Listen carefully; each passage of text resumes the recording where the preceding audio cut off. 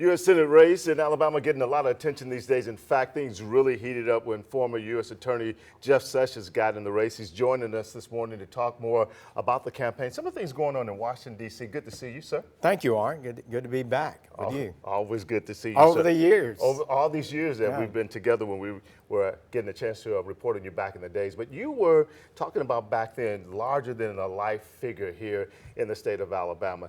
Things kind of changed a little bit, not exactly the same bromance you have with the president. How are you going to win some of that support back from Alabamians? Well, you know, I've always given my best to the state. Everything I've had, I've given to this effort to represent them and their values. I supported Trump early. I was the first senator to do so. People were taken aback. But I thought he was strong, and he's proven that. I thought he would honor the promises that he made. A lot of people doubted that. And he's delivered on those promises, and I was his #1 supporter before. If I go back, and I expect to, I'll be his #1 supporter again, because the policies he's advancing are the policies Alabamians believe in, what I believe in. They produced the greatest economy maybe we've had in 50 years or more, and I think the American people and Alabama people are very supportive. And he needs that support, because a lot needs to be done yet. There's still more to do. I can hit the ground running. I know the agenda. I know how the Senate works. I've been there 20 years. I believe I can be a positive force for the values we believe in. In fact, you're enforcing that in your latest campaign ads, really showing your unwavering support for the president. Any feedback you're getting from the president, from the White House, from Republicans on the support you're showing for the president? Well, you know, he made very clear when he came to the LSU game that he was going to let the people of Alabama decide this race. Vice President Pence said the people of Alabama will decide this race. Don Jr., when he was in Birmingham, the president's son said, people of Alabama will decide their next senator. So I think that is indication that he's going to support our nominee and will not take sides in the primary. So I totally believe that I can be more effective for him and the agenda that he's promoting than anyone else at this time. I know the Senate. I know those issues. I've traveled with him all over the country. I went around the country without him and with him many times. I introduced him at many rallies, and I just think that we can make a historic difference for America right now, and he will be reelected, I think. Nobody knows for sure, and he'll have a window of opportunity maybe to fix the border, get that done. If we don't get it done in the next couple of years, it may never get done. So those are some of the things that are on my mind. When you talk about that, the president just went through an impeachment in the House. He got an acquittal in the Senate. If you should win the Republican primary here facing Doug Jones, what do you think about Doug Jones voting to actually impeach the president? Well, I'm not happy about it, but I'll just say this, I think without contradiction. Doug Jones revealed in that vote and in the Kavanaugh vote and some other things that he's done that he is part and parcel. He is a foot soldier in the Pelosi-Schumer team. His reelection is another vote to make Chuck Schumer the leader of the U.S. Senate and remove Mitch McConnell, to remove Senator Shelby as chairman of the Appropriations Committee in the United States Senate, to put a Democrat in that position. So he has revealed himself to be representing different interests, not in harmony with what Alabamians have voted for, not in harmony with what they believe, and he should not represent Alabama. He should not be our voice in the Senate. You brought up another name, Nancy Pelosi. Nancy Pelosi, a situation going on right now with how she dealt with the president at the address. Your thoughts on how she handled the speech? Well, it's a very sad thing that Speaker would be so biased and so hateful in a lot of the things that she has done. This impeachment, as she indicated at one point, should not go forward. It should never have gone forward. But they just didn't have the guts to tell the left, the hard left in the Democratic Party to back off, and they shoved this thing. There was no basis for this impeachment. I was there when Clinton was impeached.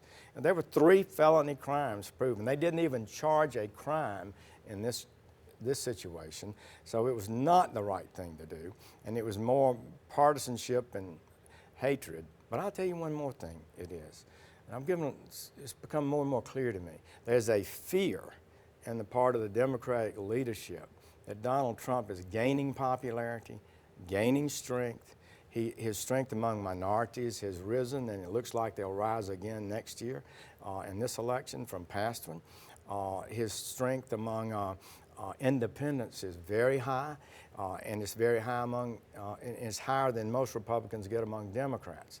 His ideas about standing up to China and defending American manufacturing and jobs is probably an 80% number. His view that we need to end illegal immigration, fix the border, is probably an 80% issue. His view that we ought to be more cautious before we commit forces around the globe in wars is a very popular issue. So I think there's a fear out there that he can realign the American political landscape, where you have the socialist left with the mainstream American policies.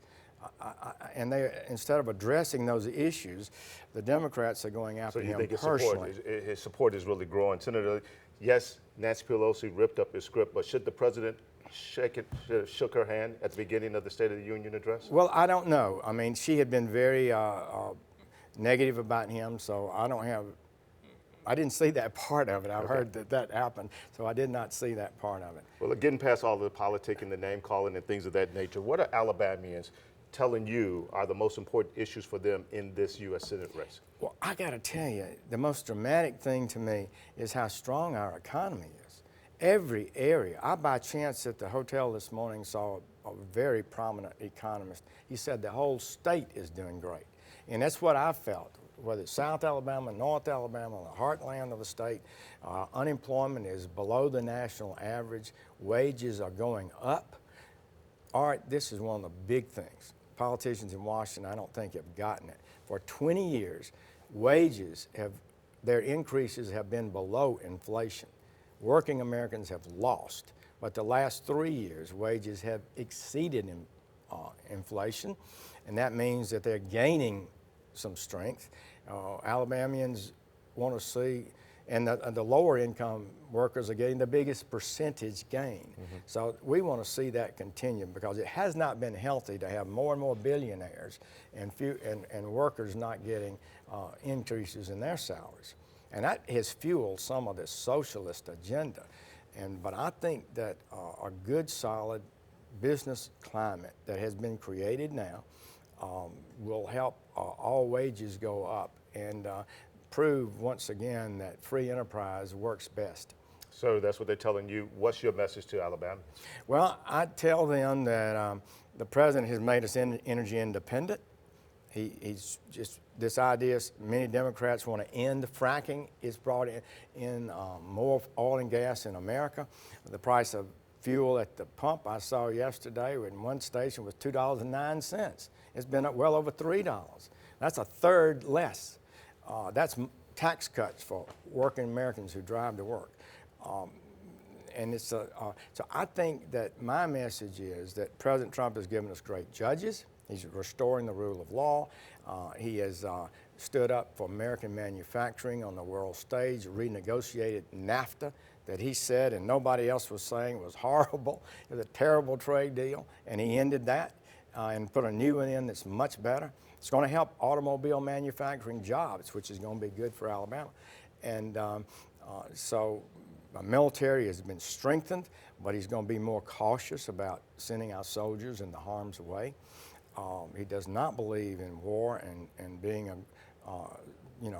getting us into wars if he can possibly avoid it.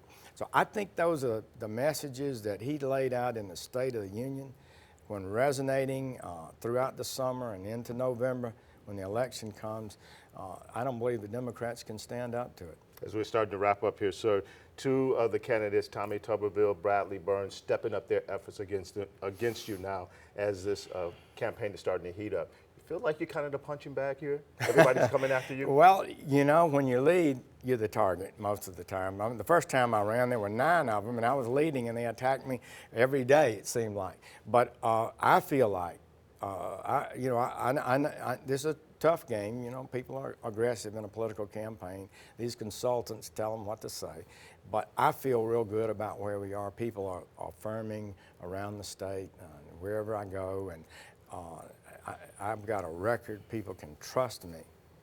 I promised I would be faithful to the values of Alabama. I've done that to the best of my ability as the Lord has allowed me to, and will continue to do so. We'll advance Alabama values, support the President's agenda, which I believe is Alabama values, the things we've wanted for so long. We have a chance to achieve them. I believe I can help him and help the state advance our agenda. Let me wrap up with this one last thing here.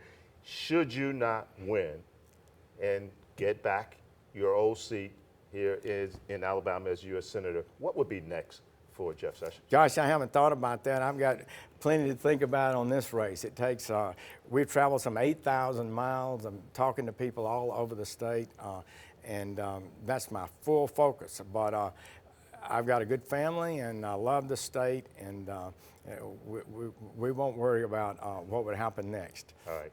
Good to see you around. Always good to talk to you. Stopping by CBS 42. Thanks, Art. Thank you, sir. Thank Good you. to see you. All right, Jeff Sessions, we're going to take a break. We'll be right back. Keep it here at CBS 42.